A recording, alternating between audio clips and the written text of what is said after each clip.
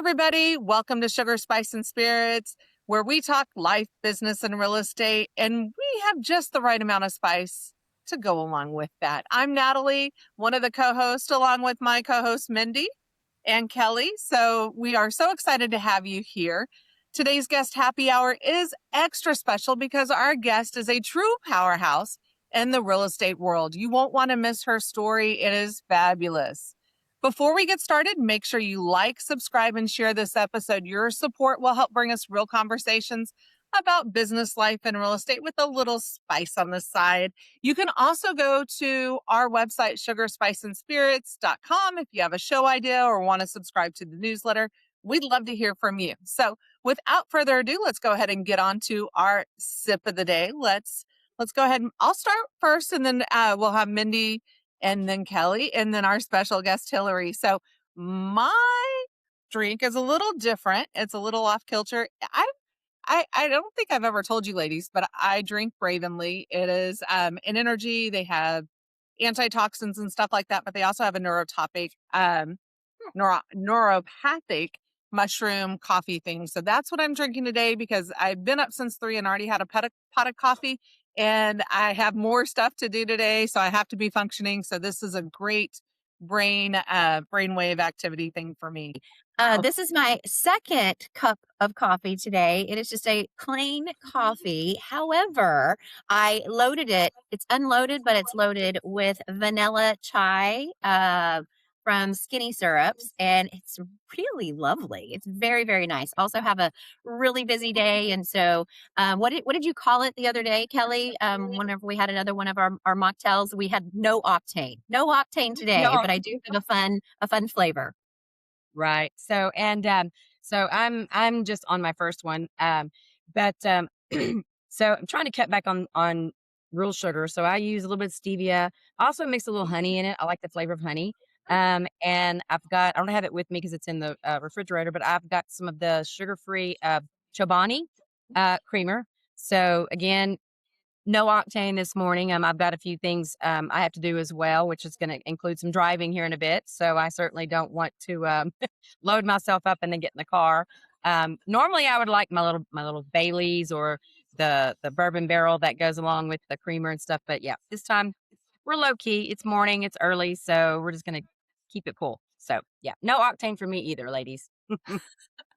There's never any octane for me, but I do have a cup of coffee with creamer, and I'm a little bit of a bean snob. So I purchase, it's called Dean's Beans, and it's Timoran coffee, and it's kind of like a rare thing. Super good bean. It can stand on its own. You don't need creamer, but I did opt for creamer today. Wow. Okay. You spiced it up a little bit. I see you write it.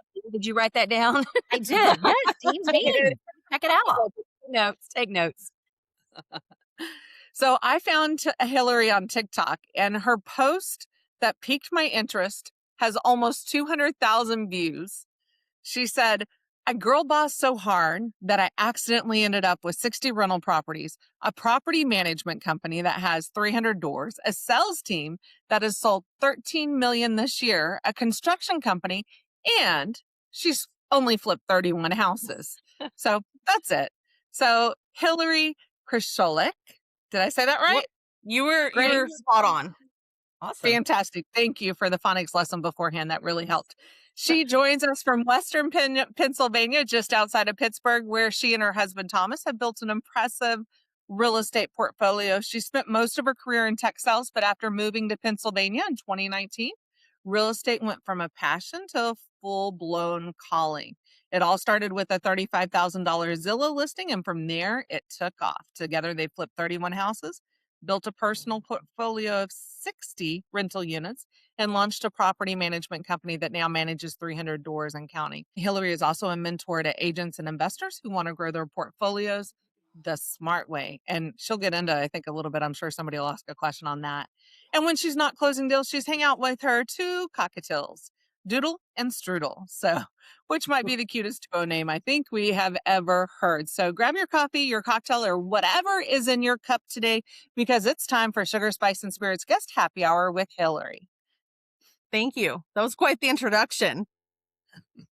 Well, it's very deserved, and it's super neat whenever Natalie was like, "Hey, I found this person on TikTok and she's super interesting and she actually moved from Texas Hmm. to Pennsylvania, which is very different." And she told us a little bit about you. Kelly and I were super excited to get to have you on, and I do want to start with a real estate question, but because knowing you were from Texas, and Kelly, I don't know if you heard this earlier, but she's actually lived in Pearland. And so Right. you were 22 miles from us. We live in the county seat. And so from Pearland to Pennsylvania, that had to be a little bit of a culture shock. It wasn't the biggest culture shock that I've had. I'm originally from California, and specifically the San Francisco Bay Area. Okay. So the difference between San Francisco to Houston to Pittsburgh it's like I've lived in 3 different worlds essentially.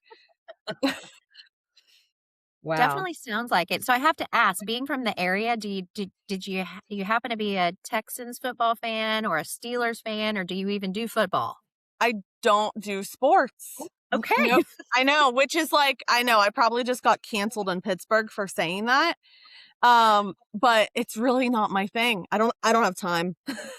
Well, as I was asking it, I think my blood pressure went up just a little bit because I was like, "Oh, this could be really awkward since the Texans did just, Oh, knock the Steelers out of the playoffs and, just and saying." that's how we just lost all of Pittsburgh. But here's the funny thing is I sometimes I sit there and I get so overwhelmed and so stressed out when I'm watching sports that I'm like, Right. why do I do this? Because I get so mad and I just get and I run along the parallel with Mindy's husband because sometimes you can hear him and he is just off the charts because he gets so excited. And sometimes I'm like, okay, I got to find me a new hobby because these sports are making me crazy. So I kind of applaud the fact that you find other interest in something that will just make you crazy. But along the line, obviously, you obviously just from when Natalie gave your introduction, you have plenty to keep you busy. So you definitely are the epitome of girl boss because you definitely have got it going on. So kudos to you. That's awesome. Yeah, Awesome. Thank you. and Thank you. Hillary, just for the Pennsylvania and our Steelers fans that are out there, I do want to say this. So my oldest son is 23, and one of his very first presents that I received was a little bitty Steelers onesie that we still have because I just thought Aw. it was the cutest thing. And then I found out how passionate their followers are. Mhm. It is over the top insane. I It's a can lot. appreciate it and applaud Mhm. it. So maybe we reeled him back in just a little bit. I don't know. I have a philosophy. I actually think everybody is a little bit of a Steelers fan. Oh, Becau be so I know I'm saying this to 3 Texans, but I think everyone can respect it. I think that the Steeler love is just worldwide, and it's kind of like everyone's either favorite or second favorite team. That's what I think. I'm going to pay attention a little bit more on that. Okay. Before I get in trouble from Natalie, I got to reel it back into real estate. And so Sure. I want to go back to, take us back to that $35,000 Zillow listing. What Right. made you take the leap? So I was working in tech sales at the time. I was on an airplane 2 to 4 times a week, traveling to different clients, teaching salespeople how to sell. That was my old life. And my husband was working a 9 to 5. I felt like there was no chance of ever getting out of it until we retire. And at the time, I was 28 years old. And I said to myself, I can't do this for another 20 years. And that's the minimum, right? Most people aren't retiring at 48. I said, I can't do this for 20 more years. So I'm just scrolling. I was actually scrolling on Facebook and somebody posted a Zillow listing of this $35,000 house in Conway, Pennsylvania. And I told my husband, I said, this is a deal. We need to, like, this could probably rent for $850. He's a scientist. He gets on his computer and starts spreadsheeting the whole thing and running the property tax. And he doesn't even know what he's doing at this point. Like, this is the first time we've ever run a deal, and we have never watched Bigger Pockets at this point. We've never like done our research. So he starts running the numbers and he goes, we need to buy this. And I said, okay. So I call the agent. I'm not an agent at the time. I call the agent and he goes, sorry, investor just paid cash. It's gone. I went, and I thought like the world had ended. I was so upset. Then my husband turns around and he goes, if this one was that easy to find, don't you think we could find more? I was like, oh, of course. Why not? So that's really how it got started. We called our real estate agent at the time because we had just bought our house in Pennsylvania. So we had an agent. I said to her, I said, hey, we want to invest in real estate. Do you think you could help us? And she goes, I could absolutely open the doors for you. However, I don't really know anything about investment properties. And I said, okay, that's fine. That's all we need. We can figure the rest out. So that's how it all started. Wow. Wow. I mean, you think about it, Facebook. We laugh about Facebook, is Facebook, are people really on it? Well, it depends on, where you're at, your niche, all of those things. But it all started from you just scrolling and you had zero idea that's what you wanted to do. You laugh. You just said, I was teaching salespeople how to be salespeople. Well, yesterday I did a 3-hour sales workshop for a client in the staffing industry. And of course, I absolutely loved it. It's what I do full time, teaching and speaking and consulting but thinking about, I took the leap of faith to start my own company, and that's what I do full time. I've had investment property and real estate and haven't taken it to the level that you had. And so I will tell you, my brain for just a second was like, maybe I should get back into real estate. You It's just, should. I don't regret it at all. It Yeah. changed my life. And ironically, I got a text yesterday that said there's an off market property in Sweeney, and I was like, "What? Where did this come from?" And I looked at it, and I was like, "Oh, okay." I mean, it was like I may need to look into this. So it's just kind of funny that you said that because Mhm.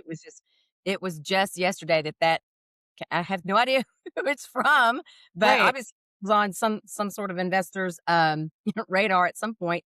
And so it came and I thought, well, that might be something I need to look at as well because I've got a little bit of investment property, but not at the level of of what you've got, and of course at the experience level of that Natalie and both Mindy have. So yeah, definitely would follow in those footsteps. That's pretty incredible that it just kind of fell out of the sky. So that's awesome. well, and that I know you're going to have some questions too, but I- all of us have different backgrounds. And your background was tech. You said your husband, scientist, so great at the spreadsheets and, Mhm. logistics and planning things. But I would be curious, and I think our audience would be curious to know, what were some of the skills that you had in tech and what you were doing prior to that? What carried over into this real estate That's career? a really good question. So I actually have a philosophy that you have to have one of 3 skill sets to be a talented or successful real estate investor. There's people who disagree with me on this. I'll fight them. No. So one is accounting. I think you have to have a basic understanding of accounting, numbers, finance. And you don't have to have all 3 of these. This is just, you have to have one of these 3, and that's where your margin is. That's where your profit is. The second one is sales. So my experience was in tech sales specifically.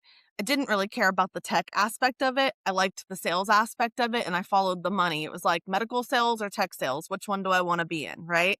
So I picked tech because I was from Silicon Valley. So sales being the second one. And then the third one is construction. My dad's actually a contractor in California. So I grew up literally digging holes and cleaning up job sites and following him around job sites, learning everything I could about construction. So I believe you have to have at least one of the 3. And if you don't, you're going to lose a huge margin outsourcing all 3. And people would say, well, investing is passive. You can make money regardless. I don't agree. I know that that's like the trend that all the big, players want to promote because they're, obviously trying to source syndication money and things like that. And I get that. And that is truly passive. But from my perspective of it, it was the sales side that helped me be very successful. When we just had one rental and we had a vacancy, I was able to put a qualified person in that unit quickly because I was able to market the property. I was able to take the right pictures. I knew kind of social media and how that aspect of it worked. And I was able to connect with the people viewing it. I had people, in the early days, I don't do my own leasing now, but I had people in the early days that would be like, this wasn't really my first pick for an apartment, but you and I just connected so well. So that's part of what kind of skill set I personally had. My husband it was like the numbers aspect of it. And because he's so good with analyzing data, he was able to make good decisions on what kind of loans we were going to take, what kind of leverage we would have, just price shopping, different things like appliances, like the whole spectrum of finance fell on his lap and the sales and marketing fell on mine. And we always like to say that I work in everything on the business that talks and he works on everything in the business that doesn't talk. So, when did you realize this wasn't just a hobby, that this was your lane? This was your passion. This is what you wanted to do and you were going all in. When I got fired from my job. So when I was working in tech sales, I was selling kind of very casually real estate. And it was kind of just like people who came to me and I would help them out. Well, apparently that made me a top sales producer. And the brokerage that I was with at the time was like blasting my face and my name and my numbers all over the internet, which was great. I loved the kudos. However, my boss in tech sales calls me and he goes, so I see that you're doing this real estate thing. And I'm like, yeah, but I just have some rental properties and people are calling me asking me to sell, and help them buy and sell for them as well. And he goes, well, I don't think you bleed our, company's colors. And I don't, he was kind of a jerk and he had said that. And I went, oh, are you going to fire me? And he goes, do you Please? want me to fire you? And I was like, no, absolutely not. So he ends up firing me a couple months later. And that's really where I didn't realize at that moment that I was going to go full-time, full-bore real estate. But at that moment, I thought, maybe I'll try being a stay-at-home wife. Let's try that. So it lasted about 2 days and I got bored. And I just said, okay, I'm going to be a real estate agent and I'm going to be an investor. And I'm never going back. At that point, I think I'm never going back to a W-2 job. I'm never going to be employed by somebody else. I'm just going to do this for myself. And so I had to make it work because if I didn't, I had to go back. So many Right. women and so many people, I think they wait and they rely on their W-2 income. And that's one of the things that we've preached here on our podcast, is that plugging in multiple streams of income and just having that secondary source, having that backup plan, not because you're anticipating something happening, but life comes at you fast. Like we Mhm. just dropped the episode with Kelly and her surgery, and you just never know what's going to happen. You could have a car crash, you could have different things. And what passive income do you have? When I say passive, I do mean real estate, even rentals that you own actively. So, what are you doing to plug in streams of income other than, and I'm not talking MLM, I'm talking true income for yourself in a business that you've built up. There's so many different things that you can do, even if it isn't an MLM that you really enjoy. Just be cognizant and run it like a business. Don't run it as a hobby where you like women who shop because it's on sale when they don't need it. Like you want to make sure that you're not doing that, because a lot of times we buy into products that we like, such as like Bravenly. Like I like Bravenly's products, which is why I use their products, but I'm not out selling the business, even though I have friends that make good money on it. It's be intentional with your time and with what you're doing and how you're making that money, but be mindful of the market, be mindful of the condition and what's going on. And one of my favorite books, and this is the next question that I have for you too, is like one of my favorite books is Who Moved My Cheese. And I don't know if you've read it, but it's just about the rats and the, like, who moved my cheese? The rats in the study, their cheese gets moved. And we humans, we go to work and we do the same thing, and we're in the rat race and we're doing Mhm. the same continual thing. And then all of a sudden our cheese gets moved. We get fired. We have a tragedy. We have something happen with one of our family members. Now all of a sudden we're the caregiver. These, everything changes, and especially when we're midlife, right? So I think it's really important to plug in those streams, whatever it is, finding a passion, like still keep your day job and pay your bills, but build on the side that business that you really enjoy. So I mentioned Who Moved My Cheese. What are some of your books? Like what would be a book that you refer, or what's been the most impactful book for you? Recently, my favorite read, and I'm not a nonfiction reader at all, so like it's all business books and stuff like that for me. I really like the Section 8 Bible because of the market that I'm in personally. I live in a somewhat rural area outside of Pittsburgh, and there's a lot of industry. It's very blue collar. We do have a fair amount of Section 8 rentals that we manage and that we own. And I love the Section 8 Bible because the guys who wrote the book, they're from Philadelphia. So there is some connection there in the Pennsylvania side. But they have really good tricks on how to be more efficient. And it's helped save our company and our clients a ton of money, which is the ultimate goal, is spend less, make more, right? So that's my current read right now. I started rereading the 48 Laws of Power, and I can't decide if I love it or hate it. Like it the reason why I say that is it makes your mind completely turn. You're like, "Oh man, I could apply this to that and this to that." But then also sometimes you're like, "Wow, it's giving me permission to be way more selfish than you should ever be." And I don't know. That I think that people who need a little bit of confidence and push love that book for them. I don't think any of us need that book. So it depends on the person, but that one, there's moments where I'm like, oh, that was enlightening. And then there's moments where I'm like, I did not need permission. I didn't need to hear that. Those are kind of the two that have been on my playlist recently. I'm a huge audiobook person because we drive all the time and in the real estate business. And I'm a huge podcast person. So you guys are going to be on my playlist from now on. Yay. Yay. That's awesome. It's so funny you said audiobook. So because I teach so much and I love to read, and I haven't heard of the 48 Laws of Power, so I will check that out, and then I'll say something about Section 8, the Section 8 Bible here in a minute. What's so funny is, and it could be my age, it could be old school. I love to listen to a book, but then Hilary, I still love to have the book if I'm really interested in it, or if there's principles that I want to share and of course give credit to. I like to feel the paper and I like to read it, and then I'll fast forward sometimes when I'm in the car and I will listen to audiobooks. Kelly loves to read paper as well, like the actual book.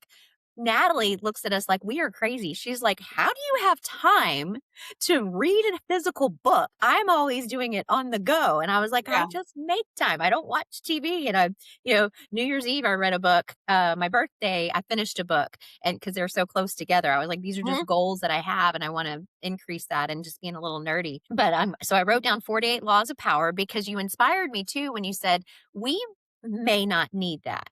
But you come across so many individuals that do need that extra step. And so learning, maybe there's 2 principles that are in there, and you can send them that clip or that snippet, and you can say, hey, this is something you can apply as you have your team and the folks that you work with. And if you're building up any new investors and helping them learn, and they might be a little bit shy, they may not have that personality that you have, just thinking of it from that perspective and being able to share that lesson with them and giving them the little, hey, asterisk, I'm not saying do all of this, but I don't know. I'm very intrigued by that book.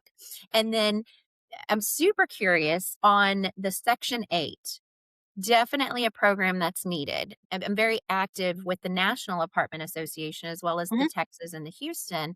And once a year, at least, we go up to Capitol Hill and we are talking about different legislation that holds back the rental industry. And we want it to be favorable to all parties, definitely to the renters because they need a home, but also fair to the landlords. We typically don't say that word, but to the owners, to the landlords. And there is so much paperwork that goes into Section 8 and some of the government policies that are around that oftentimes where we say we need more affordable rental housing because there's so much paperwork and there's so many things you have to pay attention to, there are owners that are like, I'm not going to do it. Like, it's not worth my time. It's too much of a headache. So then we have a shortage of good, fair rental housing, affordable rental housing. So I hadn't heard of the Section 8 Bible. I've never personally owned property where we had Section 8. I've had very successful clients with it. So it's something that I did highlight. I don't know if this was something that once you got in there and you're able to explain it in a way and it makes it easier, because affordable housing is a big issue in our country. Yeah. Yes. I feel passionately about that as well. And so the Section 8 Bible, small tip here is they actually don't sell it on audiobook. I wish they did. I had to read a real book, which I haven't done in a very long time. And I also struggle to find the time to do stuff like that, but it's worth it. It's 100% worth it. Back to your point of we have to find a way to make this easier, or legislate can't even say the word, has to Legislation. match Gotcha. realistic expectations, realistic situations. I do find that there's a lot of misconceptions about Section 8. Mm-hmm. And I try to share my experiences with owners that we work with, because it's up to them if they want to allow Section 8. Overall, I would say statistically, our stats for our company show that we've had better experiences with Section 8 tenants than with non-Section 8 tenants. We definitely have had hardships. Don't get me wrong. There are bad apples in every bunch, right? But overall, it's been a really good program for us. We also live in a small county. It's called Beaver County. And we have a local Section 8 department for our county that we have an incredible relationship with. So it's very easy for me to explain to our owners that we have a great connection and great relationship with our county, and they're really the ones that enforce all of the federal laws. And so it, the paperwork is just about 20 minutes of our time, maybe, to fill out a packet. There's an inspection, but local occupancy inspections pretty much mimic what the Section 8 requirements are. And it's stuff that you should already have, like smoke detectors, GFCIs, very basic stuff for Yeah. safety. So if you're not checking those boxes, we wouldn't even manage your property anyway, or we would require you to come up to code. So for us, it's not any extra work other than a piece of paper. And then it saves us time on the back end, because we're not having to chase down the tenants for a significant portion of their rent. It's getting auto deposited into our company's account. And then we can disperse it to owners and whatnot. So it's really simple for us. I like to tell people that I prefer it, and if I could have almost all Section 8, I probably would. Obviously, I don't think that's a great investment strategy to put all your eggs in one basket, but for ease and for simplicity, I would go that route. Wow. Yeah. So I had an experience, or somebody I knew, like, I've been in real estate for 20 plus years. I'm not dating myself, but I am.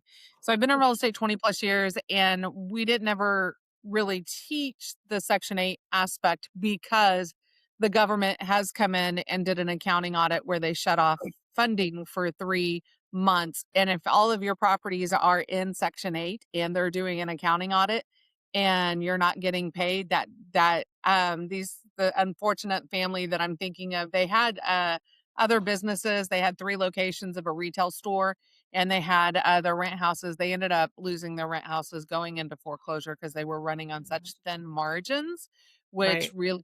really put them in a bad spot. So that's why it's kind of like, I'm a control freak, so I don't want the government involved in any aspect of my life or our part. So, I know for some people, and sometimes it does make sense. I think it's an important part. Bringing up margins thin and being tight, the flip to hold strategy. You flip houses and roll Mhm. that money into your rentals. You're really conservative on what you do. Why don't you share how you do things and what you do? Sure. So typically, we go through a period, maybe about a year, where we don't acquire any rentals and we just flip. So we take little extra nest egg that we have, and we flip a couple of houses, and we, basically almost triple that nest egg, and we use a portion of that to purchase another multi-unit property. And then we do another couple of flips, and usually I would say 2 to 3 flips kind of gets you the 20% down for your standard purchase out here. Um, like, just for example, the cost of our duplexes in this region are between $150,000. So you really don't need a ton of money to be able to buy multi-units. My husband and I actually just purchased a 50-unit property, so that was a little more expensive. Thank you. Thank you. It Yeah. was our biggest purchase to date. We bought it cash, which we were incredibly fortunate to be able to do that. And the reason we were able to do that is because we flipped 31 houses and hadn't bought anything for a little while. And so it was a good deal. And to what Natalie was saying, I have pretty strong opinions on being over leveraged in this industry. I think that's how people lose. And I want to be able to ride the wave of different markets. I actually graduated high school in 2008, was supposed to go to college. And the reason I didn't go to college was because my parents were in tech and construction in Silicon Valley in 2008, and we had a situation where it wasn't going to be affordable. And Right. so I saw what that did to people, my parents, my friends' parents, everyone around me in 2008. And so me and my husband have decided to take a very conservative approach to real estate investing by really not being over leveraged. Most people have 20 to 30% equity in their property. We have in our total portfolio over 70% equity. So if the market changes, we can take it. And unfortunately, and I don't mean this in a crass way, but unfortunately, the people who will lose their properties, we'll be able to acquire really incredible deals at that time. Are you seeing anything in your market right now? We're starting to see this show up quite a bit in the larger multifamily Mhm. properties in Texas, where are do you have, so for instance in Houston, what is it, Natalie? The first Tuesday of every month you can go to the Yes. foreclosure auction. Do you have that there, and are you starting to see more and more foreclosures? Do you even go that route? So I have purchased many foreclosures for flips. Um, I am seeing more foreclosures. Absolutely. I haven't noticed it in the multi-unit market yet, but I am seeing it in the single family market pretty heavily. Mm. Are you guys seeing it in the multi-unit more than single family out there? Natalie could speak more on the single family side. We have been predicting for a couple of years an uptick on the multi-unit, on the multifamily side, and we're seeing more and more that are showing up on the foreclosure Mhm. list. We're also hearing about some, back end conversations that are happening with owners that know they're about to lose that property. And Yes. we've worked with a great guy who's been successful in multifamily, and you talk about syndicators and raising money, and that's what he's doing. And these predictions that he thought they were going to happen sooner. Now we're seeing them trickle into the market even more. What that's going to look like, because at one point in Mhm. time we thought, is it going to be as bad as it was, however many 10 plus years ago? Um, so I don't know. I'm just kind of, because I'm not full time in real estate anymore doing investment properties. I'm not as in tune with it. But Natalie, what about you? What are you seeing? I see the market here becoming a little more saturated with foreclosures. It's a perfect timing of everything. I think we got a little spoiled with the lower interest rates. Everybody thinks that's the norm. That was not the norm. It will never be the norm to have a 2% interest rate. So I think what happened is two people came in and we had this push in this inflation, and rental properties are great to hedge inflation. However, we had pushes on taxes, pushes on insurance with all the natural disasters across the United States. So people got hit with a much higher escrow account and escrow balance, because we as humans like to take the easy road and like to watch our Netflix show on the weekend and don't like to take a look at our accounts and see where we're at and what's going on. And when we get our insurance renewal, homeowners insurance renewal, and we get our county tax statement, we just like to file them away and be like, okay, yep, I'm paying more money. Yep, that sucks. But what they don't realize is that they're only chunking in so much into their escrow account for their mortgage, because you pay your principal, your interest, your taxes, and your insurance. And when you pay, they're basing that off the average from last year. So when your prices go up for your insurance and for your taxes, you're getting a 1-2 punch. Mm-hmm. You're not plugging in more into that escrow account. Then all of a sudden, when they resize, and it's not resize, but when they reevaluate and adjust your escrow account and your payment amount, which you'll see it every time around March, April, they'll readjust what you're paying in your long-term debt servicer from your mortgage company. What you find at that moment is like, oh crap, that 250 I didn't pay last year a month additional for the higher taxes and higher insurance is now doubled in $500 a month. When Mm-hmm. we're already tight and paying so much for inflation from our electricity cost, our gas cost, our food cost, everything is going through the roof. And then all of a sudden our home bill to pay just our mortgage went up 250 because of the cost, but now we got to pay ahead because we're in the rears, and then we got to pay for the upcoming year. You're paying $500 additional a month. That is a 1-2 sucker punch that many families cannot sustain and keep going. So it is an unfortunate thing. Like Hilary said, we will be buying those at the auction. I posted a TikTok video of the Harris County auction. It is like the courthouse steps. I have people that are standing right next to me like, I am auctioning off property 6254. Opening bid is 60,350. And you're like, did this guy just auction off a house right next to me? Did that just happen?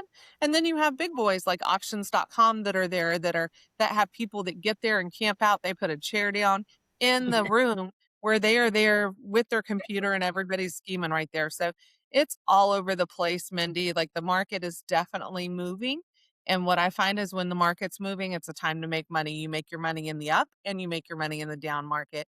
And it's moving and being aware. And like Hilary said, when they're flipping or they're buying rentals, it's all in the market and what's available and the numbers of the deal in your buy box. That's kind of my thoughts and 2 cents. I had a couple rental properties only because of it just kind of fell in my lap, unfortunately. I'm a medical background. And so when I'll be straight up transparent with you, the thought of being a landlord is the last thing on my mind. Don't call me about your garbage disposal. Don't call me about your hot water heater, all that kind of stuff. My thought is for those, and obviously when I listen to you saying how many properties you have acquired and everything, I know part of your business portfolio is a management company, and obviously having a management company help you with as many properties as you've got is the route that I would want to go. Now, whether or not that would be financially smart for me to do with only 1 or 2 properties, but at what point did you realize, okay, hey, I need to go ahead and benefit myself and educate myself, because you weren't from real estate, but you pushed forward and now you've got that management company. I mean, having as much property as you've got, at what point did you cross that threshold and say, okay, now I need to branch out into the management company side? This is one of those things that fell into my lap. I had friends and clients that were buying rental properties through me as their agent, and they were asking me, can you manage my property too? Like one client, for example, he travels for work. So he was like, there's no way that I can manage these. And I was going to go to and insert my competitor's name here, right? And he goes, but I heard really bad things about them, so I was hoping you could do it. And I was like, I can't legally do it. My brokerage doesn't allow management. I'm really sorry. And he's like, can you please like find a way? This is the only way it's going to work for me. And I said, okay, I'll find a way. Literally just one client. Like, all right, one house, one client. Decided to like uproot my whole business at one brokerage. So I moved it to another brokerage that did facilitate management. And they had a sister management company, which I was able to work with. And And so basically property managers would have their own portfolio under that management company, and then they would do the finance side of it. I actually built my business up to about 200 doors while I was with that company. That company had some issues, and we decided to leave 4 months before they got in a lot of trouble. So Mm. we got all of our clients out. Everyone that wanted to move with us moved. Started what is now called Maple Street Property Management, which is the one that my husband and I run. And yeah, we got all the owners, all the tenants, everyone out. That one basically collapsed and ceases to exist, and we're on the safe side.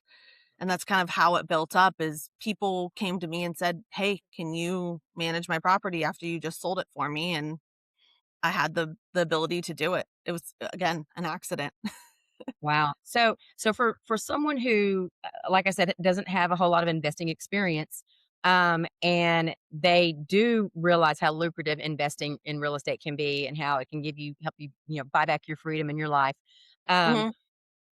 are there any particular principles or pointers that you would give someone out there that maybe them not wanting to be that landlord is what's keeping them from educating themselves about being investors in either single family or multifamily?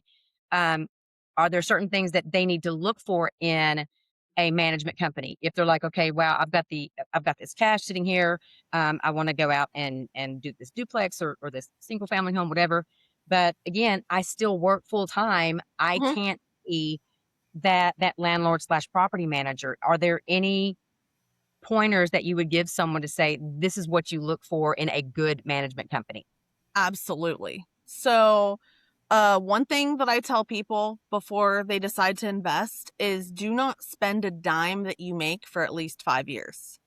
So every drop of rent from all of your properties either needs to be saved or reinvested into your portfolio. You're not going on vacation. You're not going and getting lattes. You are putting every dime back into the business and saving it. If you can't do that for 5 years, don't join. Don't do it. It does take discipline. Yes, it's passive. Yes, it's easy. Um, Pretty much anyone can do this, but you do have to have some level of discipline before you start. As long as somebody can agree to that, I think green flag, we're going to move forward. Let's talk about what you should look for in a management company. I would honestly check Google reviews. I mean, that's like the silly, silly answer, but it's true.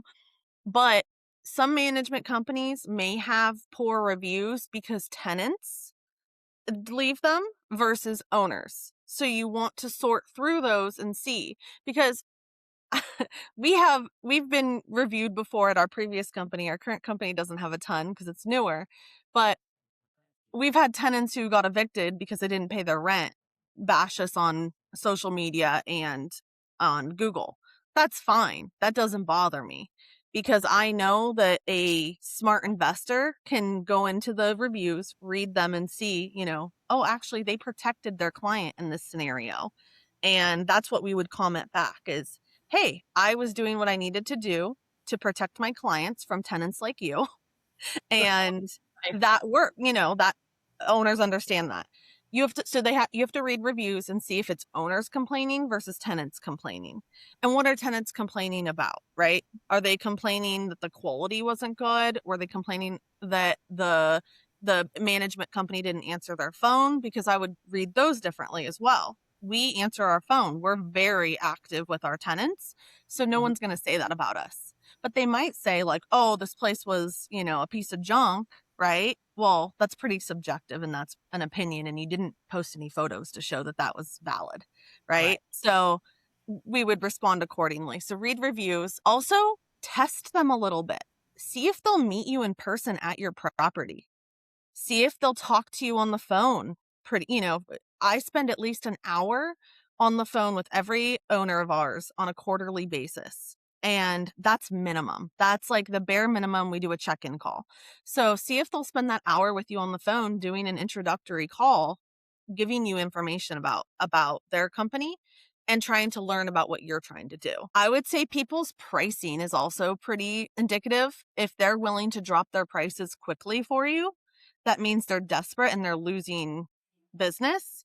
And so they're willing to acquire business quickly at any cost. So if someone's willing to negotiate too much on price, I would take that as a red flag.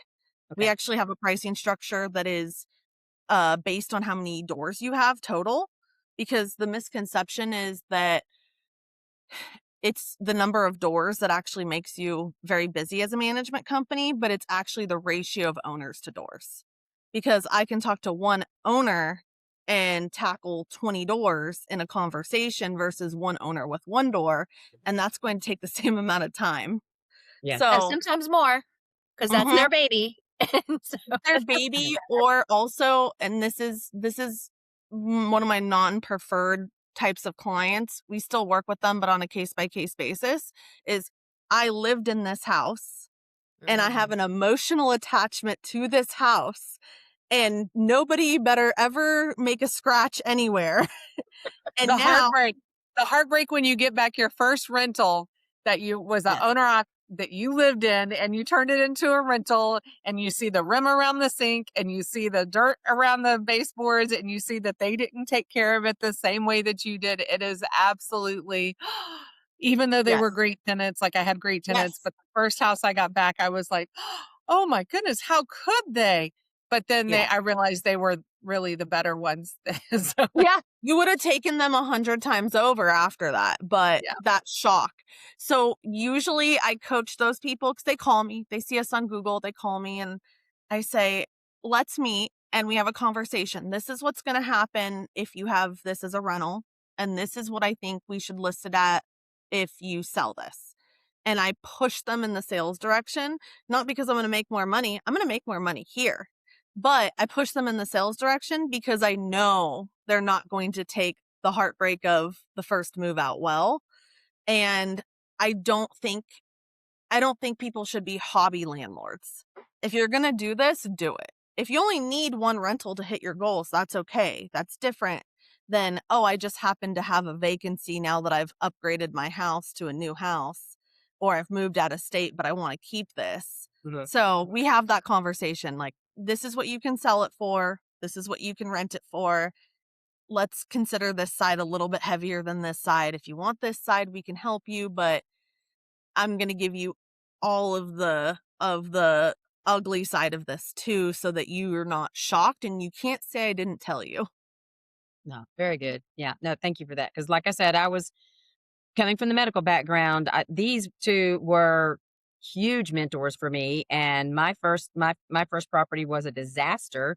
And then after learning a little bit about it from these two ladies and from a mutual gentleman that we worked with, I was able to turn it around to where now I'm not quite so anti landlord ish. I Mhm. feel like I have a little bit better toolkit now to push me Right. forward. So yeah, no, thank you for that. That was super. Appreciate that. Absolutely. I think my personal opinion is it sounds like you have the head for this business and you should be in the business. You just need a good property manager.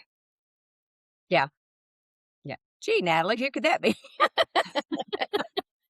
yes, one that will tell you you're not running a charity. This is a business. And we understand that hardships happen and things happen, but we have to look at it that way. And I would bet, Hilary, that's something that you've seen. I know Natalie's seen it. And, Kelly, when Mhm. you got into real estate talking to newer investors, it was being able to say, this isn't the hobby, as you said. Mhm. And even if it is a hobby, it is a hobby that you have to apply business principles to, Yes. because otherwise you're going to lose money. You're going to get taken advantage of. You're going to have the nightmare stories. And there's so many things that you personally can put into place. And yes, it takes time. But if you can align yourself with the right management company, the Mhm. amount of headache that you will save yourself is, I mean, that pays for itself. What do they say? You can't buy more time. Well, this is one of those areas that actually, if you think about it, depending on how many houses you have, you are buying yourself more time because you're Mhm. paying a company like yours, Hillary, to run that asset and make sure everything it's meeting the inspections. You're getting the rent on time. You're handling the evictions or any issues that you would have with a tenant if there are those. And it sounds like, and I could be wrong, but it also sounds like they can learn from you if they've got questions, if they want to buy more, and just the position you're in, you could help them grow that portfolio. I don't know if that's part of your strategy, but I'd be curious to know. It is. So a lot of our clients are either on one side or the other of this. They're either retiring and would like to get out of the business. And so they hired a management company to take over for them.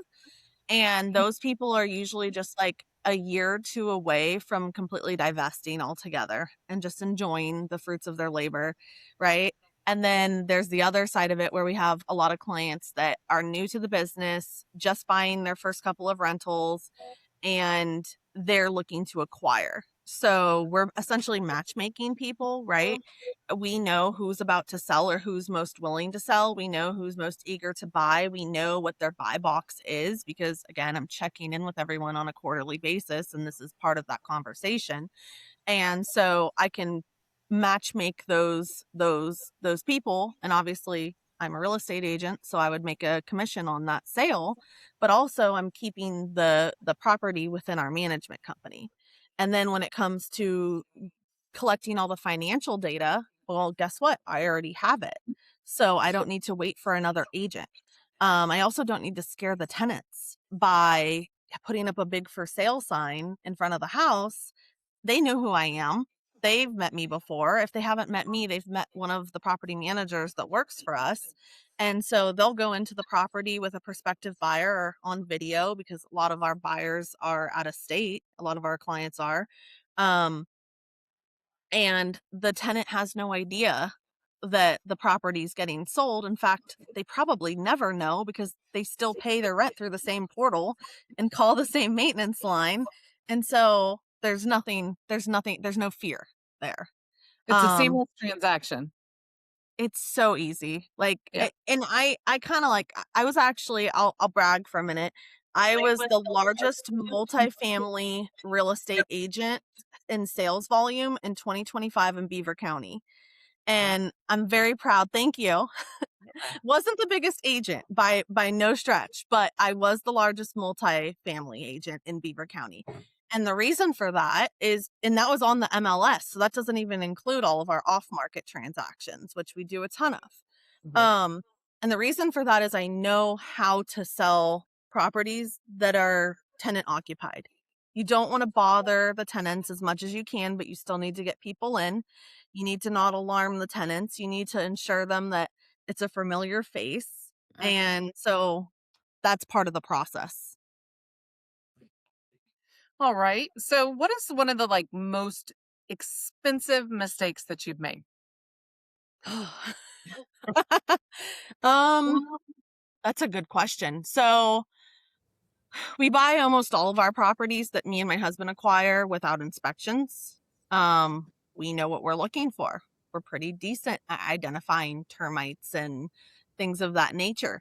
Um, we bought a duplex, and this is a while ago, but we bought a duplex and we waived the inspections, and the guy told me that there was a roof leak at one point. He patched it, and it was the dead of winter, so I wasn't getting anyone on the roof to go inspect it. It was covered in snow.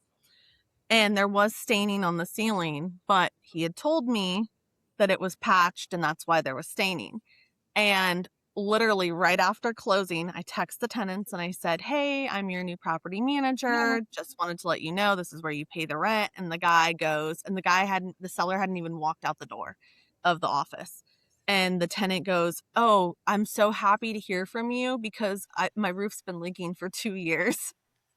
So in the dead of winter, we had to figure out how to put a roof on a property because it was actively leaking. And the only roofs that you can like really put on in those temperatures are metal roofs. And at the time, the price of metal was pretty high. So for a very small property, a shingle roof that should have probably cost about $6,000, we had to spend $12,000 on for a metal roof. The And things this, we don't have issues with snow. We're down in Texas, so we're like that's not even like in our mind. yeah, we there's a lot of differences in the real estate market between Texas and Pennsylvania. There's a lot. So yeah, we got a metal roof on like the next day. Literally, we had a roofer that worked a lot with us, and so we got a metal roof on immediately. Tenant was obviously happy. But this was a $40,000 duplex, so $12,000 is percentage wise a huge amount. Yeah. That was probably one of my most expensive mistakes. There's definitely, like, in my early days of property management, when I only managed my own rentals, getting, like, friendly with the tenants and, feeling sorry for them, obviously, like, treating it a little differently than we treat it today. There was a situation where a tenant had explained to me that they got their credit card hacked and they just needed to get, like, of course, the excuses, right? And I let the eviction probably get pushed back by about a month. In the scheme of things, that's not a super expensive mistake, but you remember all of those little things vividly because I'll never do that again. So craziest tenant story, since we're going to go ahead and go down there. I mean, I've got some crazy ones. I'd like to hear what you're like, if you want to share, like, I mean, I know, and when I say this and we share this, it's not to scare any of our listeners or audience away, because real estate is a beautiful investment to be in, from the tax advantages, all the different ways, the 6 different ways, 7 different ways we make money with Mhm. it. So when we share this story, it's not to scare you about investing in real estate. It's just a fun little tidbit. Anything you want to share? Any story that comes to mind? I have a few. The main one that comes to mind is we evicted a family, and when we did their post eviction walkthrough, they left a bunch of their stuff. And among some of those items were like swords and axes and like shields and very like childish kind of, you guys used this the other night on your podcast, man child stuff. So um there was like a lot of that, and I didn't really think anything of it. So I get a dumpster delivered to the property after in Pennsylvania, you have to wait 30 days to start throwing away people's stuff. So we get a dumpster delivered to the property 30 days later, and I get a text. And the text is, "I can see you at my property, get out." And I'm like, well, that's weird. But like, also, I'm not easily intimidated. So I start like going, this property was on had a big parcel, it was very forested. And so I start walking around the property looking for a camera.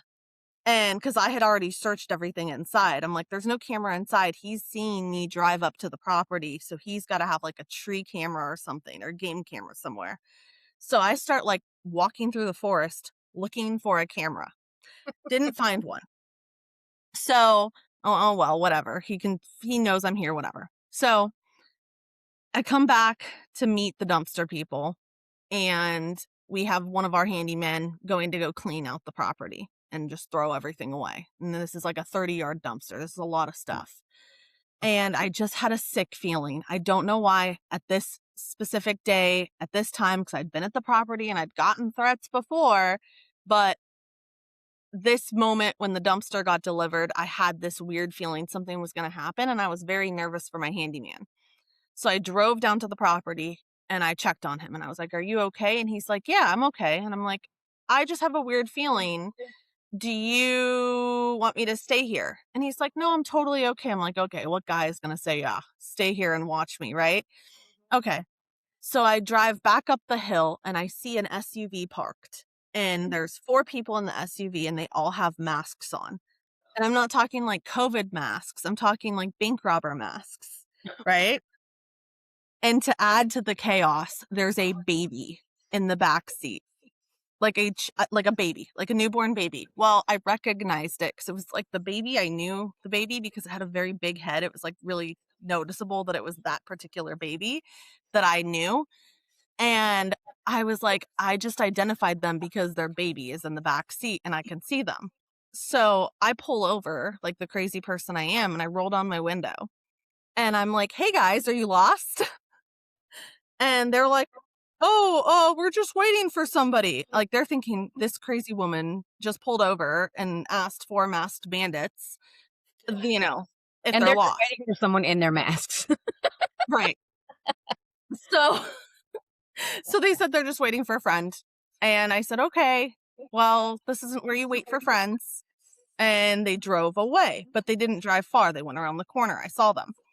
So I stay where I'm at and I call the handyman and I'm like, hey, beware. Those tenants are sitting in their car up the street in ski masks.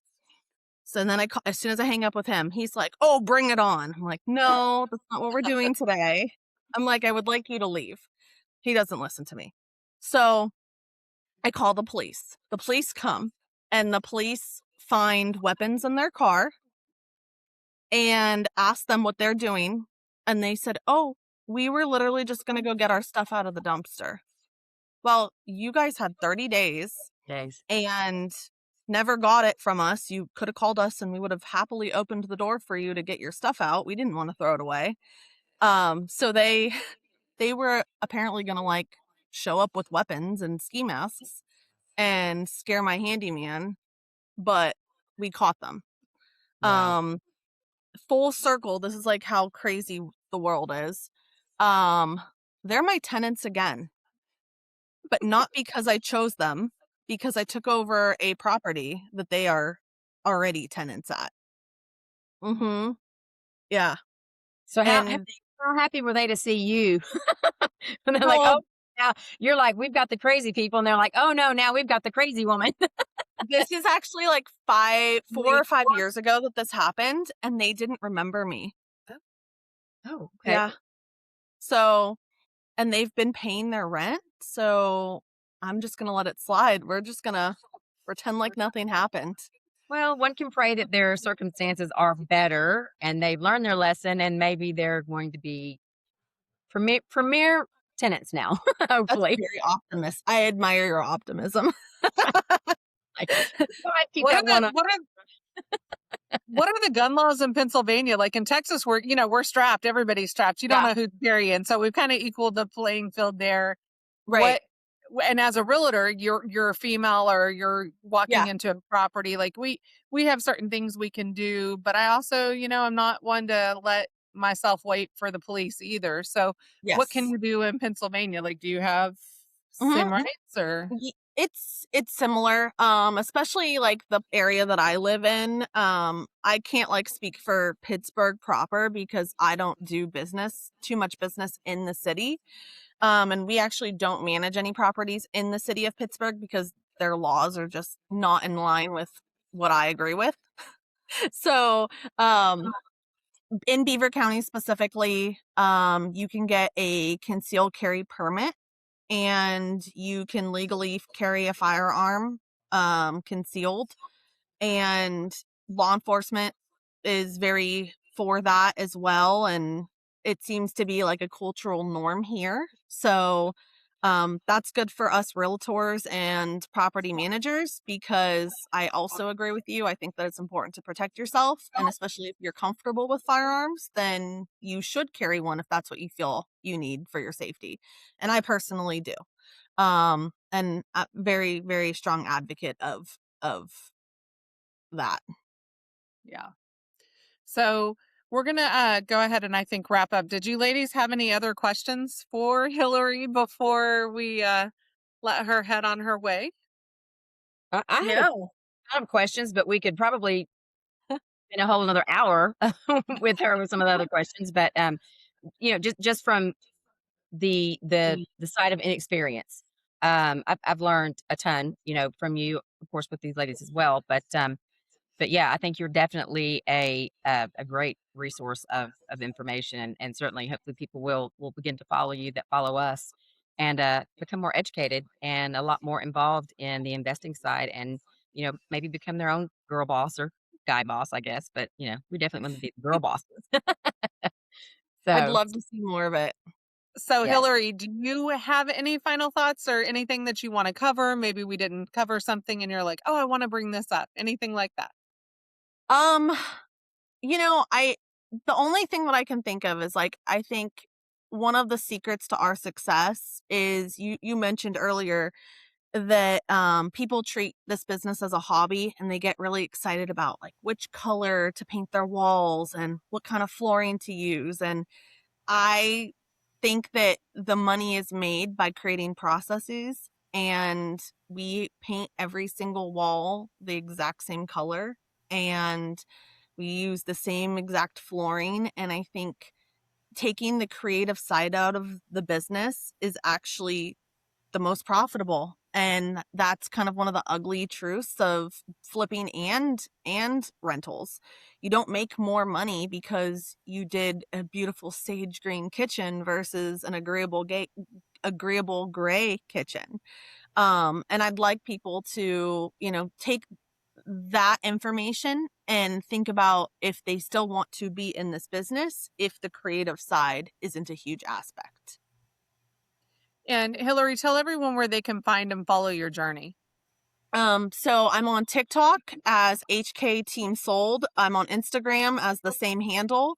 I'm on Facebook as well, same handle. So you can find me in all of those. You guys are, I think, going to post my link tree as well. And you can also email me at Hilary with 1L at HK Team Sold. Yeah, we will post your link tree. So we do appreciate you. And if anybody enjoyed today's episode, make sure to like, subscribe, comment, and share. I know Hilary is going to be sharing it with her friends. So we welcome you guys. We thank you for listening. Hilary is amazing. So, and if you have an idea or something you want to share with us, sign up for our newsletter or spill the tea. Go to sugarspiceandspirits.com. We'd love to hear from you. This has been Sugar, Spice, and Spirits. So cheers, everybody. Cheers.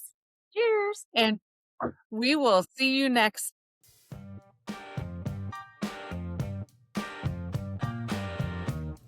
Sugar, Spice, and Spirits is for informational and entertainment purposes only. The views, thoughts, and opinions expressed are solely those of the host and guests and do not represent those of any affiliated organizations. The content provided is not intended to be a substitute for professional advice, whether legal, financial, medical, or otherwise. Always seek the advice of qualified professionals regarding any questions that you may have. While we aim to keep information accurate and up to date, we make no guarantees of completeness, reliability, or accuracy. Any action you take based on the information presented is strictly at your own risk. Cheers to mixing a little fun and some friendly advice. But remember, sip responsibly and always do your own homework.